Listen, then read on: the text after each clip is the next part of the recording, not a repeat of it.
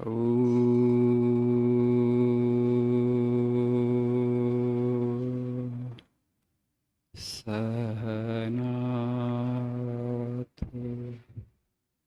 Sahanabhunaktu Sahaviyam Karavavahai Tejasvinavadhitamastu Ma Vidvishavahai Om Shanti Shanti Shanti Om Asato Ma Sadgamaya Tamaso Ma Jyotirgamaya Mrityu Ma Mrityungamaya Om Shanti Shanti Shanti.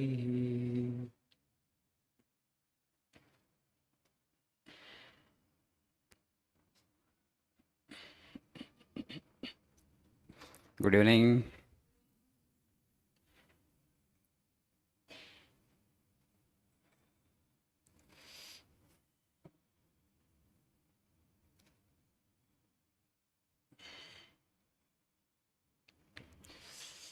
How is your journey of language going on? Are you happy?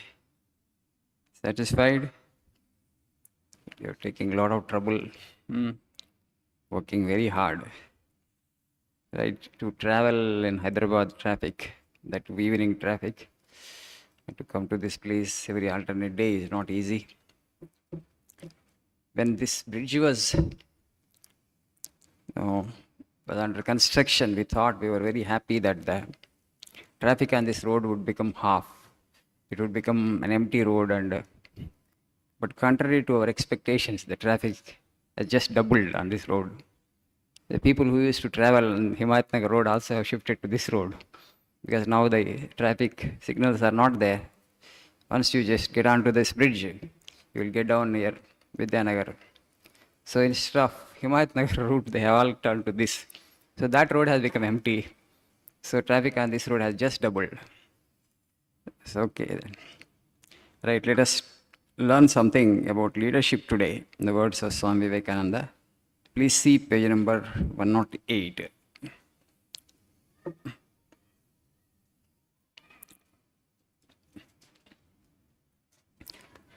An English friend of mine named General Strong was in India during the Sipahi mutiny. One day in the course of conversation, I asked him how it was that the Sipahis, who had enough of guns and ammunition and were also trained veterans, came to suffer such a defeat. He replied that the leaders among them, instead of advancing forward, only kept shouting from a safe position in the rear, "Fight on, brave lads," and so forth. But unless the commanding officer goes ahead and faces death, the rest will never fight with heart. It is the same in every branch. A captain must sacrifice his head, they say. If you can lay down your life for a cause, then only you can be a leader.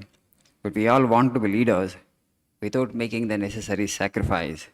And the result is zero. Nobody listens to us.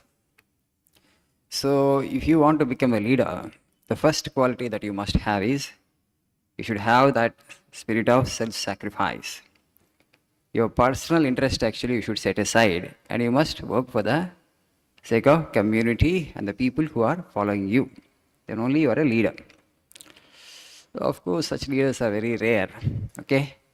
Many who claim themselves to be leaders, they are not true leaders. True leader actually will always be sacrificing his personal individual interest for the sake of the community and the people who are following him. We all study the Sipahi mutiny in our social text. 1857 mutiny. Why it failed? That is an important question in history. We used to consider a very important question. What are the different reasons for the failure of the mutiny? We don't get to study this reason, okay, in our textbook.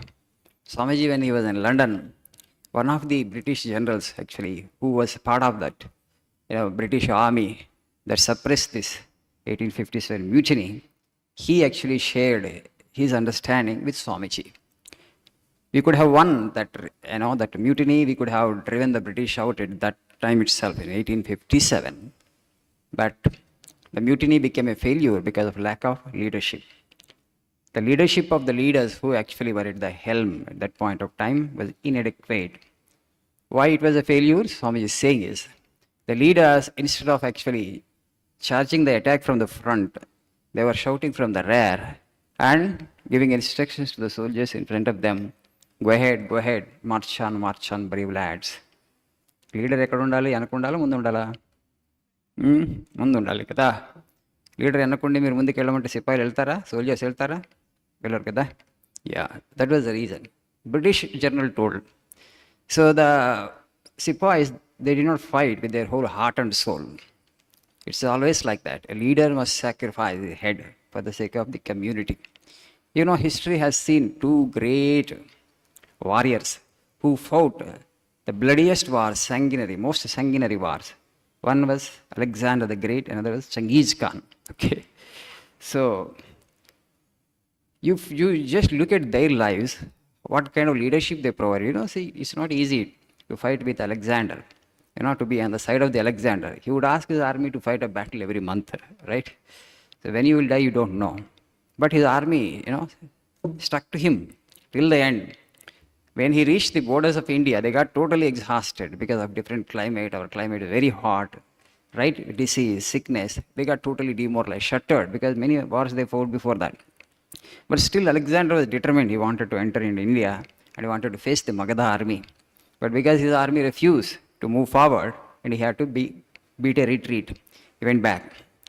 But the thing is, but during the battles that he fought, he never suffered a single loss. Okay? Not one loss he suffered, not one defeat.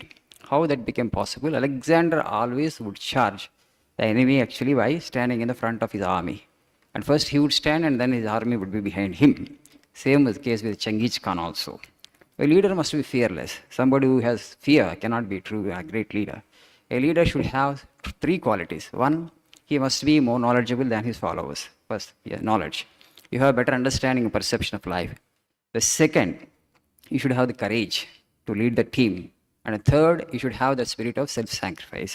Only when you have these three, you will become a true and great leader. Otherwise, people will be with you when you have power, like political parties that we see. In the political parties in power, all the people are with you. When you lose power, all your party men start ditching you. They move to other party, whichever party that is in power. We don't see any true loyalty in these people because the character of the leader is not inspiring confidence, okay, to the people who are following him. That's the problem. Character, that's why I would say, Swamiji says. First learn to be a servant, then you are fit to be a master, Swamiji says. It's very, very, very important. So that's why you don't find so many people, so many leaders in the world. And today there is a crisis, leadership crisis in the country. Everywhere we need leadership. So the real value of it, how important leadership is. Because we don't get enough leaders, we don't even train them. But it's possible to train a person into a leader. I have my doubts. And Swamiji somewhere said that a leader is not made, a leader is born. It's so difficult actually to inculcate leadership qualities. Subsequently, a leader is born, he says. అంటే ఆ లీడర్కి కావాల్సినటువంటి లక్షణాలు పుట్టుకతో రావాలి, కానీ మధ్యలో మనం ఆ లక్షణాలు వాళ్ళకి ఇవ్వటం అంటే అది చాలా కష్టం అంటారు. So we have to cultivate. Definitely there is. We have to cultivate. We can cultivate. We can become leaders. Not that leaders are born. Leaders can be trained. But that requires definitely, hard labor, because the spirit of self-sacrifice, you have to analyze, you have to look into yourself. And do I have any selfishness in me? And the interest of my followers actually should be paramount to me. When you understand that, and when you're ready to make your life a sacrifice for the sake of your followers, then you will become a true leader. Okay? Thank you. A nice day.